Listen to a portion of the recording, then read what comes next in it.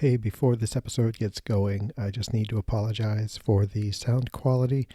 It turns out I didn't have my microphone selected in Audacity, which is what I use to record, and it sounds like I recorded through the laptop microphone while I was sitting in my car. I apologize for that. Hopefully, you will forgive me and bear through it. Thanks for listening. So, I'm sitting in the car. It's about 6 o'clock in the morning. It's still dark out. Um, I am at the parking location for today's half marathon, and I don't feel anxious, but I think I am a little anxious about it. It's 5 years ago.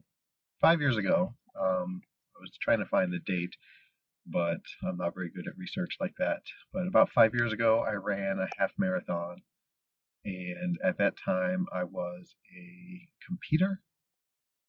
Uh, I wasn't I wasn't like one of these, 5 minute mile, 6 minute mile competitors, but I was a lot more fit and a lot more trim.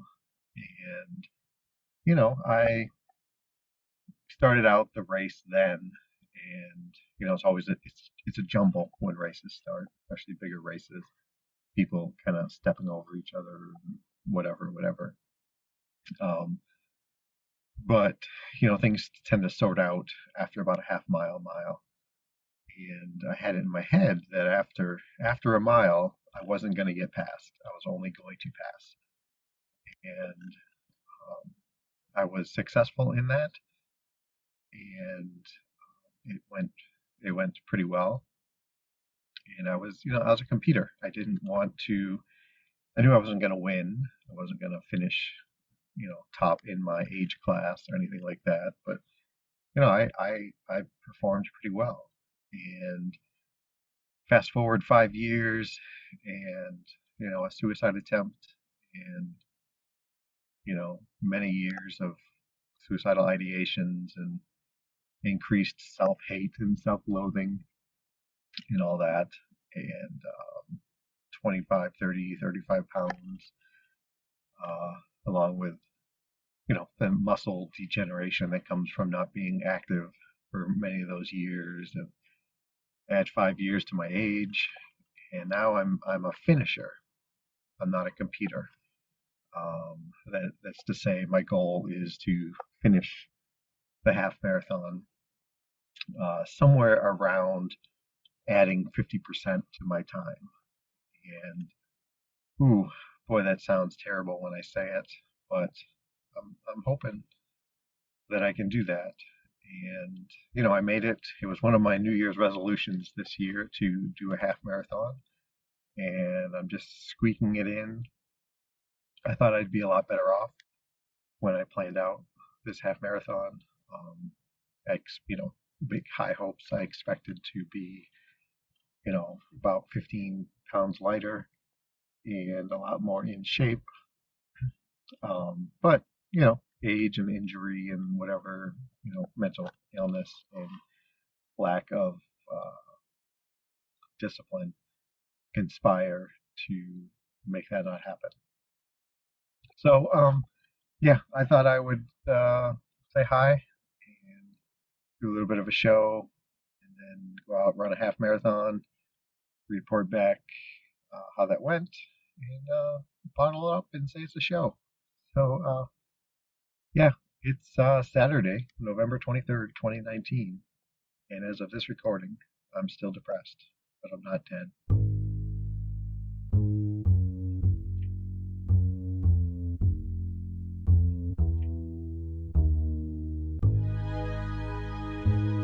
Okay, so, what's been going on? I think it was about a week ago I put a show out, um, and I was talking about how my therapy appointment went, and um, I've been trying to focus in on how I'm feeling at times, kind of be in the moment and just kind of experience, which is what Debbie, my new therapist, had tasked me with homework, and I've still got a week before I see her again. Um, it's difficult. Um, you know, I have this thing, and I talked about it before, and I can't remember the name of it now, but this idea that I can't, um, I don't have, I lack having a mental image capacity, right? Like I can't picture something in my head and hold it and see it. Excuse me. Um, like picture a house, and I've talked about this. I apologize for repeating myself. But picture a house and then kind of, walk around the house or zoom into a window or a door or even count the windows in the house. Um, and I can't do that. Like I can have like a vague impression of a house. Obviously I know what a house looks like and I know what the construct of a house is. But as soon as I try to do something with that image, like count windows or see the windows or give the house color, or maybe it has color, but if I try to identify that color, it just kind of vanishes. And I don't, you know, I just can't do that. Um, and so when I relate this to kind of trying to um, acknowledge, recognize, describe how I'm feeling, like I can sit here and feel that I'm clenching. I clench when, I record a podcast because, it's a stressful thing, I guess. Um, and I can acknowledge that. I can, feel I'm hunched or I can feel uneasy. But as soon as I try to identify that or put a name to that or anything, describe it, uh, it poof, it disappears. And now I'm in this new state of trying to figure something out that doesn't exist anymore. And it's weird. I don't know if I can make sense of it.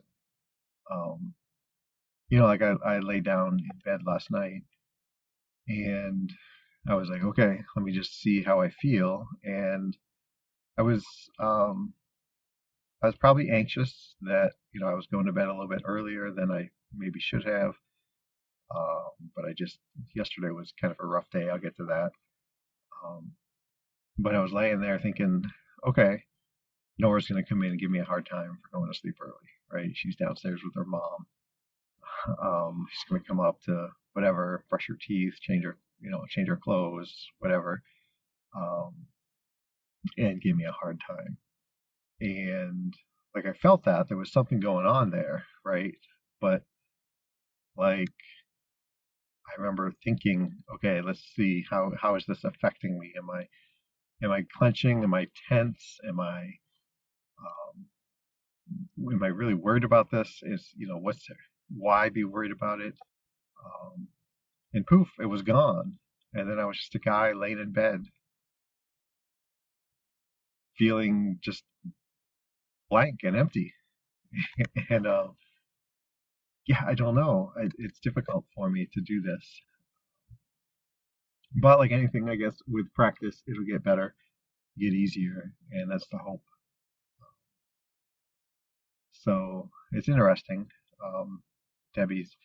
I knew, once DBT came up in the therapy session, I knew I was in for a struggle. But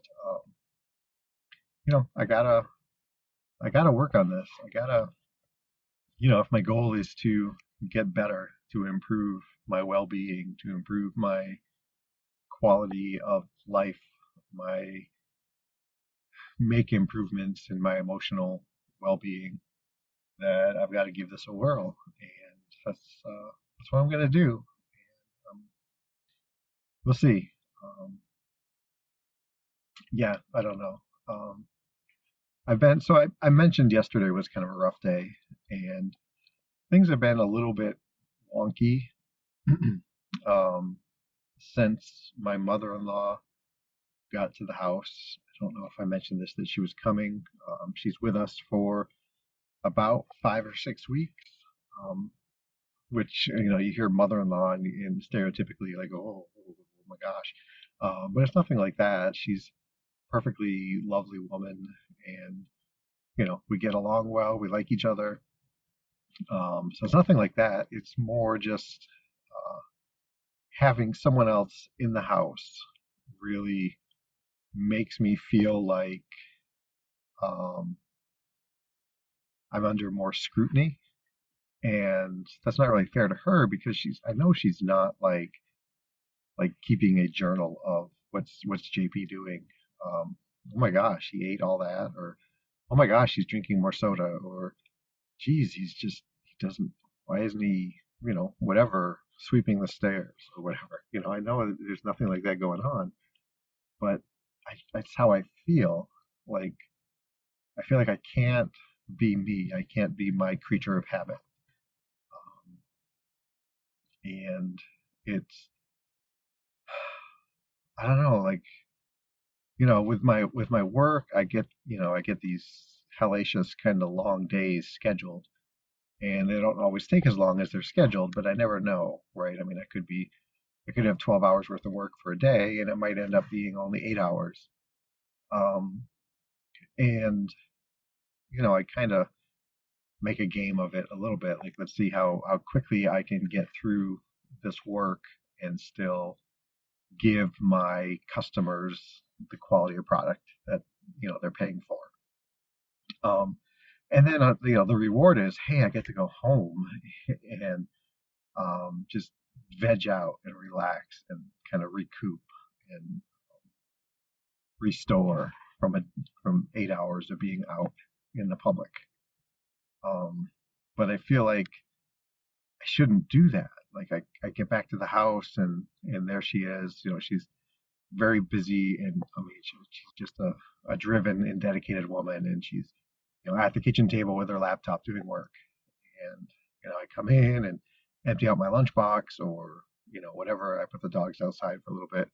So it's like, okay, JP's home now, and then all I want to do is just go upstairs, change my clothes, get on the bed, hop on my phone for a little bit, maybe watch a little TV, and maybe take a nap. um, but I feel like I can't do that peacefully, and it it gets to me. And I mean, I guess it's not so terrible that I don't still do it, but I feel like I need to make excuses with her, like, geez, I was up at 4, so I need to take a nap. Um, I even constructed. I had a little bit of a headache the other day, and I confabulated it up to like a terrible headache, and I'm just gonna go lay down for a while. And these are the things that I feel like I need to qualify why I'm disappearing. Um, like I can't just say, "Whew, today was a rough day, and I just need to relax for a little bit." And so, like yesterday was that kind of day where I had a little bit of work to do, and I got up and I did it, and I was done relatively early. I just wasn't looking forward to going back to the house because I have to construct this reasoning for why I'm going to disappear into the bedroom, and it was weighing on me, and I slept in the car for like an hour, and then did some food shopping, went back to the house, and put the food away, emptied the dishwasher. But this is a domestic kind of sounding podcast. um, and then I told her, I said, hey, I'm just tired. I'm gonna go take a shower, take a nap, and um, I actually did fall asleep again for like another hour and a half, and um, I don't know why. It's how I know that something's bothering me is because I slept. I mean, I slept a good 9 hours the night before, and now an hour in the car, and then still another hour and a half in bed. Um, so I'm clearly avoiding life, um, and I hate to say that I'm avoiding my mother-in-law, because, like I said, she's a lovely person, and I enjoy her company when it's on my terms, I guess. Um, so yeah. So then, I was just kind of in that zone of blah, blah, blah, right? And so that's why I ended up going to bed early again, because I was just Nora and her mom went to some wine event thing in early evening, and we're back, and whatever, perfectly fine, doing their thing. And I just, okay, I'm disappearing. Okay, love you. Don't stay up too late, sweetheart. Uh, and I'm gonna go upstairs and watch some TV.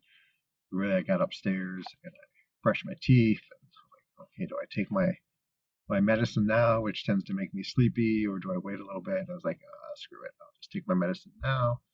Put on my headphones, listen to a few podcasts, um, and just fall asleep. And so there I was, waiting to fall asleep, at the same time, kind of listening for Nora to come up the stairs. So I knew that she was going to give me a hard time.